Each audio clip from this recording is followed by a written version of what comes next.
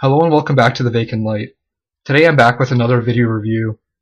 This album here is a split album from Sargeist and Horned Almighty. This is a release from two bands whose music I do appreciate, and this was released quite a few years ago and contains 4 tracks from each of these two bands, with Sargeist playing the first 4 and Horned Almighty playing the last 4. If you're not familiar with Sargeist, they are a black metal band from Finland that shares members with both Behexen and Horna. And Sargeist's black metal style is fairly traditional, including raw and melodic elements in their music, often at the same time. Horned Almighty, on the other hand, is a black metal band from Denmark, and their music tends to be more rock and rollish, with a lot of punk and death metal influences in their music, so not quite as traditional as Sargeist's material. I'll talk about Sargeist half first, and then I'll talk about Horned Almighty's particular music on this release. Now, what you have with Sargeist here is very raw, a low-fidelity, old-school sounding black metal that's primarily driven by vocals and by guitar playing. Those, for me, are the two sort of instruments that are key to the sound on here, more so than the bass playing and the drumming, for Sargeist anyway. The first thing you'll notice is that guitar tone.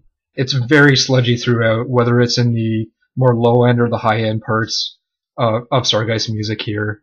I did feel that despite this similar tone to the guitar style, there's still enough diversity both in the tempos and in the pitch of the guitar playing. I never felt that the music got boring or was too predictable due to the mix of fast and slow tempos, and also the low end and the high end parts of the guitar playing.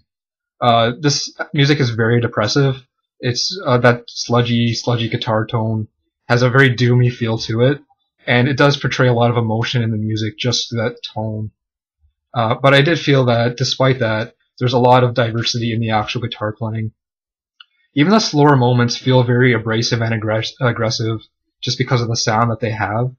And they can switch very easily between that doomy style with more aggressive and abrasive straightforward moments. So for me, the guitar playing was really a key point in enjoying the music that Sargeist had to offer here. Now, along with that, we have the vocal style, which is very high-pitched, very distorted, and very distant sounding. If I can make a comparison here, I'd like to compare it to Behexen's album Ritual Satanum. If you enjoy the vocal style in that album, you're pretty much going to like what Sargeist has to offer here. It's very much in the same vein as that, but fits into a little bit of a different context. I felt that the harshness of the vocals really added to that sludgy guitar tone you get with Sargeist music here. And you can pretty much forget about understanding any of the lyrical lines here. It's so distorted, yet harsh and very atmospheric, which does fit in well with the general sound they have. The bass playing, for the most part, is very functional. No standout bass moments for me. You can definitely hear it in the mix, but it never really becomes a key part of the music or the songwriting that Sargeist has to offer on this disc. And lastly, the drumming. The drumming is very almost punkish in terms of black metal styles. It does drive the music in all the right directions. There are enough key, intricate points there, just like some simple fills and whatnot, to keep it interesting. But it's definitely not a highlight of Sargeist music on this release, which I'm totally fine with. One thing I would like to note, though, is that the drumming always fits well into what the music is doing at any point in time. In the more aggressive moments, it's got those more galloping rhythms to it, and in the slower moments, it does lay back a little bit to allow the guitars to do what they need to do. Also, the drummer uses a nice variety of the different drums that he has at his disposal, which I quite liked. Overall, I'd like to say that Sargeist's half of this disc is thoroughly enjoyable. Every song for me is worth listening to.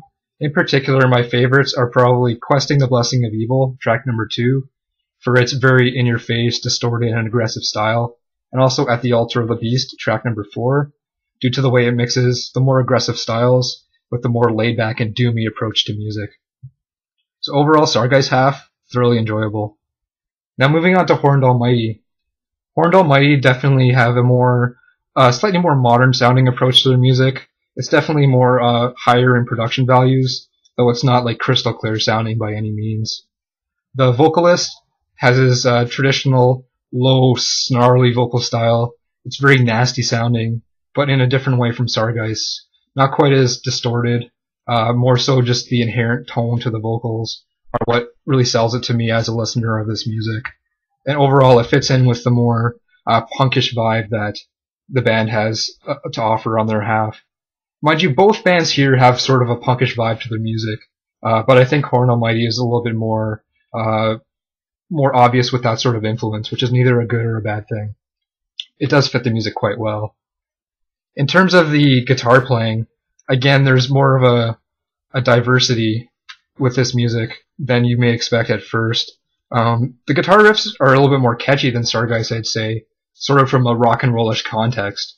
For example, in the track Skull Splitting Manifest, when that riff hits you, you can hear the appeal of it. You kind of know where the song's going. And, Horned Almighty's music may be a little bit more easy to understand on the first listen just because of that punkish or rock and rollish element to the music. And I feel the guitar playing fits in well with that. Along with those low-end, sort of aggressive guitar tones, you'll have more of a high-end, sort of more tappy or wittly feel to some parts there, which actually work well with some of the doomy vibes to offset the low, more aggressive tones. And the tempo, I feel, is well split up between slower and faster sections, mixing in those doomy elements with the more rock and rollish vibes. Overall, guitar playing is fantastic and also one of the highlights of this half of the record. Horned Almighty's bass playing is a little bit more prominent, I'd say, than Sargeist here. You can hear them sort of bringing that bass playing into the more galloping rhythms of the aggressive parts, and you can always hear it in the mix, as you could with Sargeist, but it does definitely take up a larger part of that mix, which I quite liked.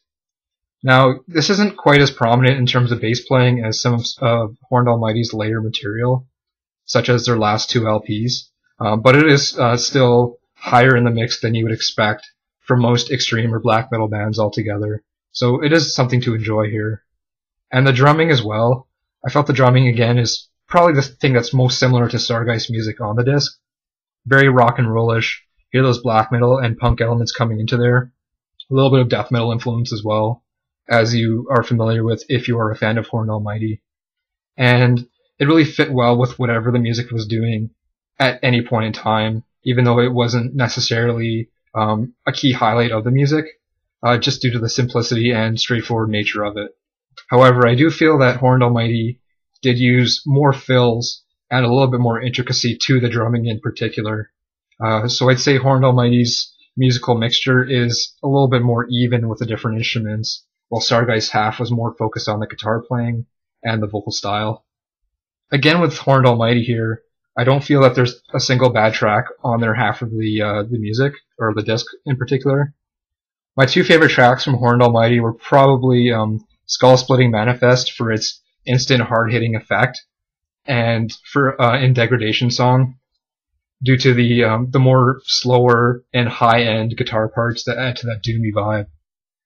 So overall, I definitely like to say that I thoroughly enjoy this release 100% all the way through.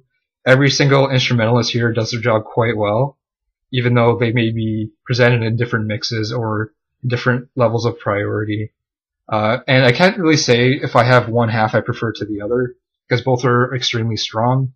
I don't feel there's anything to really complain about at all with this release. So if you're a fan of old school sounding black metal, or maybe a fan of like black and roll or more punkish elements in black metal, as you'll get on Horned Almighty's music, I definitely check this out. And if you want to hear, Sargeist at their lowest in terms of production, or Horned Almighty at its highest in terms of that straightforward punk influence, this is definitely an album for you. Highly recommended. Thanks a lot for watching this video, and have a good one. Goodbye.